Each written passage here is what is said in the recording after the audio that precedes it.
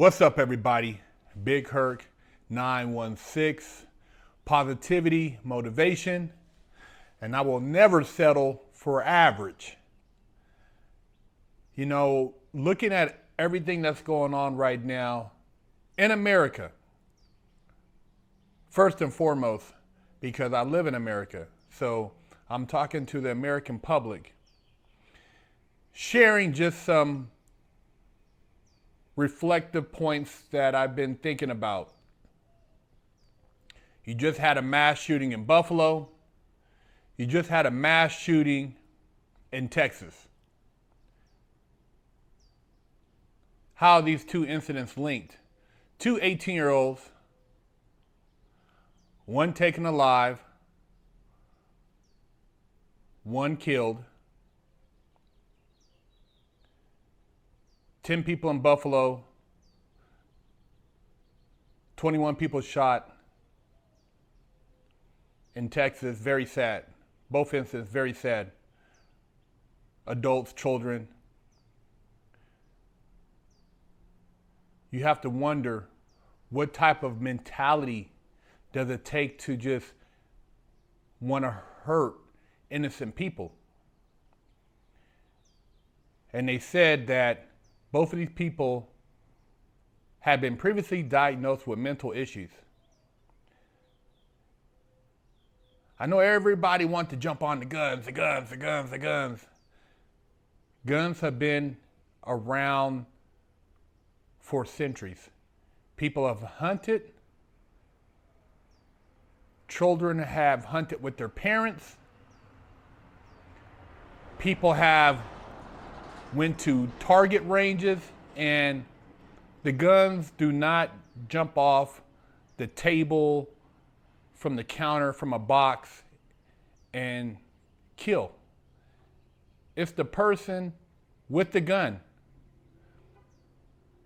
In the Buffalo situation, you had a retired Buffalo police officer as a security guard who engaged a shooter who had a bulletproof vest, and he exchanged fire and was murdered in the process. In Texas, you have a kid who, they say at the age of 18, somehow had the funds to go acquire a couple assault rifles. Now, that kid had to have some type of horrendous mental conscience, and then go to an elementary school and want to hurt innocent kids that have nothing to do with his life. And then you have the surge in gang violence. And it's been going on for quite some time now, even the situation, you know what I'm talking about, with the young black kids, black on black. You have black on black, brown on brown. But you see a lot of it with the hip hop culture as far as the gangster rap. Just the young kids, I just did a video where their parents at, with kids just barely old enough to be riding bicycles with guns. Where is society failing? I would say America has a mental breakdown. There's a glitch with the mental of our young people. It's not the guns, it's the mental. And I say that because when I was growing up, there were guns around, but you didn't necessarily want to go to shoot somebody because you got beat up. You didn't have a lot of people running around with depression. I very rarely heard of anybody with ADD or anxiety or panic attacks. That wasn't, back in the 80s, I never heard of that. Never heard of that.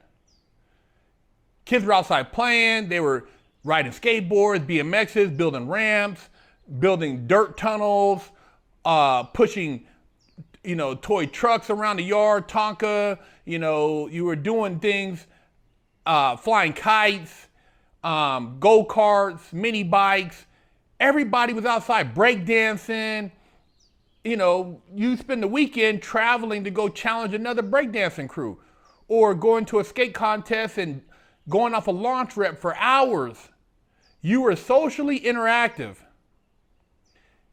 The kids nowadays plays on a battlefield nobody's talking about. These low frequency weapons are destroying America and young people. And then the disassociation from society, not talking to people. A lot of people don't even walk by and say hi to each other. They don't acknowledge each other. They're looking down at their phones. You see people walking down the street and they don't even know a car's coming. They're in a crosswalk with a phone in their hand. They're taking selfies and they're not even talking to people around them, so they're not conscious of their environment. Nobody's talking anymore. I'm one of the few YouTubers who talk about this stuff because everybody else is scared to. Everybody else wants to party, this and that, and it's all fake. I'm giving you some real game right here. When are we going to start talking and addressing the real issues? Things could change. It ain't got nothing to do with somebody with a gun, because most of these people, if you have common sense, you're not going to want to kill somebody. And everybody, as far as government officials, have security. The banks have security. Federal buildings have security. State buildings have security. Jails have security. Prisons have security. Schools need security. Why don't we have some of these reservists working, or retired veterans who aren't getting their benefits, who are being ignored? Why don't we give them jobs working at these schools? How hard would it be, instead of sending all of our tax money overseas, to put it right back here into our economy with jobs and employment for those who have training, those who can see a situation and create a sense of safety? You see people walking around in prison. You know why they're not every day just riding? They are in some places kicking it off, but for the most, because they see that there's a bunch of guards and they will get smashed. So they think twice before taking off on somebody who's considered an enemy, until they feel that it's an organized type of situation. But if you see somebody, you think twice. You think this guy would have proceeded to do what he did, even though the guy in Buffalo did? And that's sad, because that retired Buffalo police officer tried to, handle the situation. But security is one of the main things I think that should be implemented at all these schools for young people. And besides that is addressing the mental, not just among what's considered the community where you see these, kids who are non-black, but even in the black community, there's a mental issue. It's a mental issue when you want to have a bunch of kids glorifying killing each other, girls who don't have the family values, who want to just, have all kind of men, parents that don't really want to participate in their kids' lives. And it's not everybody. I'm addressing the mental part. There are good families in the black community, two-parent households. Kids are going to college. Kids are in trade school. They're very successful. But I'm talking about those who we need to address. And I'm not a politician, but you politicians are making money to answer these questions. You guys are getting paid to do something, so do it. But it's not just white kids with mental. There's a lot of black kids with mental. And I can tell you, because I've been in the system, so don't try to tell me I don't know what I'm talking about. I remember in juvenile hall, I got in trouble twice, probably within 30 to 45 days, and then I had to go sit down for about 6 months. I seen a white kid in there who got in and out 5-6 times for selling drugs, and he was getting out again, because when you are sitting in a judgmental position, they sympathize. They told me, they said, hey, they look at a lot of young black youth as though, you guys can handle the time. This is your environment. I mean, look at the guy who raped a girl over in Stanford, and the judge said that it would be detrimental to his future to have him go to prison because he was a affluent white male. If you mess up, it doesn't matter what race, you got what you got coming, man. You know, and that's what it is. You can't base it off of skin color, and you can't base it off of economic background, which it is. I mean, you come from money, black, even black, Hispanic, you can wiggle room. But if you're from poor, whether you're white, black, Hispanic, you're gonna get your head busted, you know? But I've been in the system, so I've seen it. I've seen it at the juvenile level, I've seen it at the CYA level, and I've seen it at the federal level. And even in prison, you see the mental. There's a lot of mental issues going on. A lot of people hooked on drugs, trying to escape. Drugs is one of the biggest things being used in prison. It's a big business in prison, big business on the street. And mental depression, anxiety, all these different things are getting worse and worse. They're not getting better because of just technology in the sense of social media and people having a disconnect. You have to be really disconnected to run and hurt all these people. And I'm not calling the kettle black because I was disconnected when I committed my bank robbery. I was mentally dealing with issues, but I didn't use that to justify my actions because of accepting responsibility. And I'm lucky the police didn't shoot me. I could have easily got shot down. They wouldn't have been out of line if they had done it because I was out of pocket. Thus, if you run around and you get shot, I mean, hey man, you were armed. I mean, I had a gun. So I'm not trying to judge somebody being any worse than what I was. I've been in situations and had circumstances been different, but it's obvious that I have a bigger purpose, and that's to share with you guys. And I think mental is one of the biggest things going on, and parents paying attention to their children is one of the things that's really gonna have to step up because your kids, I see kids in restaurants, 3, 4 years old with an iPad, iPhone. Your kid should not have your phone.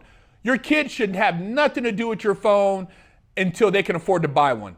They don't need a phone unless there's actually a security issue with them going to and from school, but your kid should not be 3 or 4 years old playing with a phone, with apps and different video games. They don't need to have that. I didn't even play video games until I got a certain age, and there would only be maybe, back then you had the little square little games, you'd play them, or Battleship, which is a board game, or Monopoly, but you played that for maybe an hour with family. Snapchat?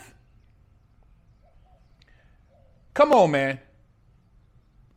It's time that we take responsibility and stop trying to make this politicized and make it a family type issue where we can start addressing those in our family who need help and addressing those issues. I have multiple family members with mental illness. If it wasn't for other family members helping them, they would be homeless. And I have family members that are homeless. Sad to say, man, they're homeless. I tried to talk to some of them and they just laughed at me. I can't reach them. They're homeless. People living on the street, man. Literally living on the street. So I'm talking from firsthand experience. I've seen it. I've got family members in that area, and one of the biggest things nobody wants to talk about, and it's not just in the white community, it's in the black community too, because it's a mental illness when you are that prone to violence, that prone to hypersexuality, that prone to just exploiting yourself, and you're not looking at long-term values. So there's a big drug problem all across, and the last 2 years did not make it any better. It made it worse. So, hey, let's come together as a people in our communities and do something about what's going on in America. Big Herc916. Don't forget to stop by the Big Herc916 store and pick up a sticker for your car, or a patch, or a sticker for your laptop, or maybe a beanie, or read one of the many books that Big Herc916 has authored. You know how we do it.